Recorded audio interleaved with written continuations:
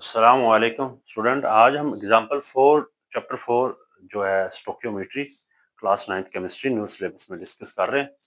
तो आज का जो हमारा टॉपिक है उसमें हमने हाउ मेनी मॉलिक्यूल यानी कि नंबर ऑफ मॉलिक्यूल्स जो है ना वाटर के वो फाइंड करने हैं। कब? जब हमारे पास 5 ग्राम हाइड्रोजन किससे मिलेगी? Excess of hydrogen, excess of oxygen के साथ, सॉरी, जहाँ पे हमारे पास ये ऑक्सीजन ही है।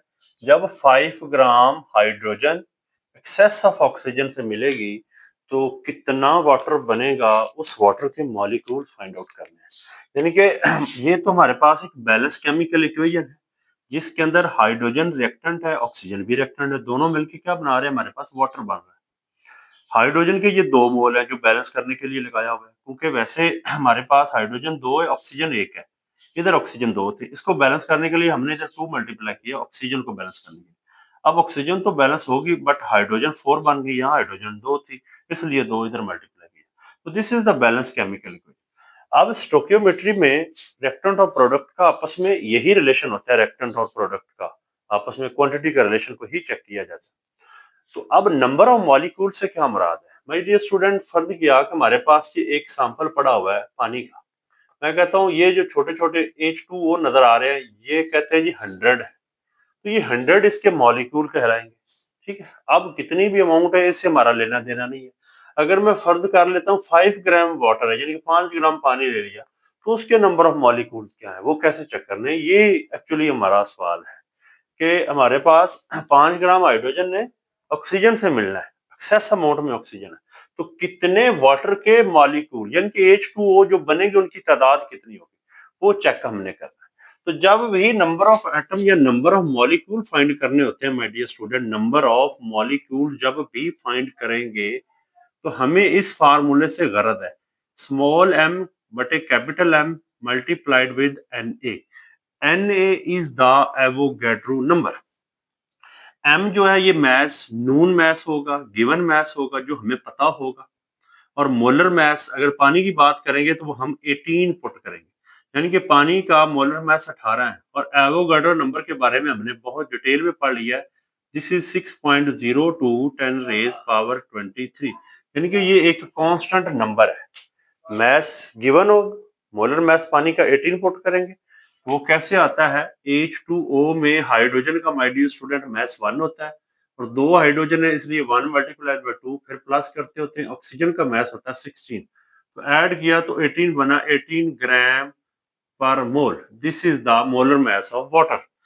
अब ये जो मोलर मैस पानी का आया 18, वो हमने बटे के नीचे पुट कर देना, और जो मैस है जो हम इस तरह कैलकुलेट करेंगे वो यहाँ पुट करेंगे, और एवोगाड्रो नंबर से जब मल्टीप्लाई करेंगे तो हमारे पास नंबर ऑफ मॉलिक्यूल आ जाए।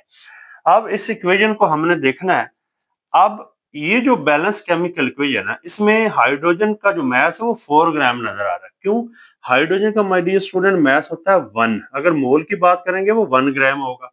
अगर H2 लेंगे तो वो 2 ग्राम, एक H का एक, H2 का 2 ग्राम। अब 2 से मल्टीप्लाई किया, इसका मतलब 2 2 4, ये हमारे पास टोटल बन जाएगा 4 ग्राम। इसका मतलब जब 4 ग्राम हाइड्रोजन से मिलती है, सॉरी हाइड्रोजन मिलती है, तो कितना वाटर हमें मिलता है? 36। अब 36 कहां से आ गया? क्योंकि एक वाटर मॉलिक्यूल का मास होता है 18, और ये 2 से क्यों जरब किया? बैलेंस करने के लिए, 36 ग्राम आ गया।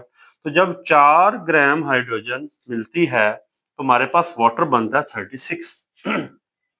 अब उसी रूल को फॉलो करते हुए अगर 1 ग्राम हाइड्रोजन ले लें तो हम 4 इधर भी डिवाइड करेंगे, 4 है इधर भी डिवाइड करेंगे, तो हमारे पास फर्ज किया कि 1 ग्राम है तो 36/4 आ जाएगा। लेकिन उसने वैल्यू क्या दी हुई है हाइड्रोजन की? दैट इज द 5 ग्राम। पहले हमने इक्वेशन को देख के रिलेशन बनाया, फिर एक के लिहाज से बनाया, फिर उसका जो डाटा है उसको फॉलो करना है, दैट इज 5 ग्राम। तो 5 ग्राम के मुताबिक जब हम देखेंगे तो हम ये जो रिजल्ट आया 5 को से मल्टीप्लाई करेंगे तो हमारे पास जो आंसर आता है 4 1 4, ये 9 आएगा, 9 5 45 ग्राम आ जाएगा। इसका मतलब जो वाटर मॉलिक्यूल हमारे पास बनता है ना, कब? जब 5 ग्राम हाइड्रोजन मिलती है तो वो 45 ग्राम बनता है। अगर 4 ग्राम हो तो वो 36 बनता है। अगर एक हो तो फिर ये रिलेशन बनेगा, और जो वैल्यू दी है वो 5 ग्राम, फिर वो मल्टीप्लाई करेंगे। यही एक ब्यूटी है स्टिशियोमेट्रिक कैलकुलेशन की। तो हमारे पास जो वाटर का मैस है वो 45 ग्राम आ गया।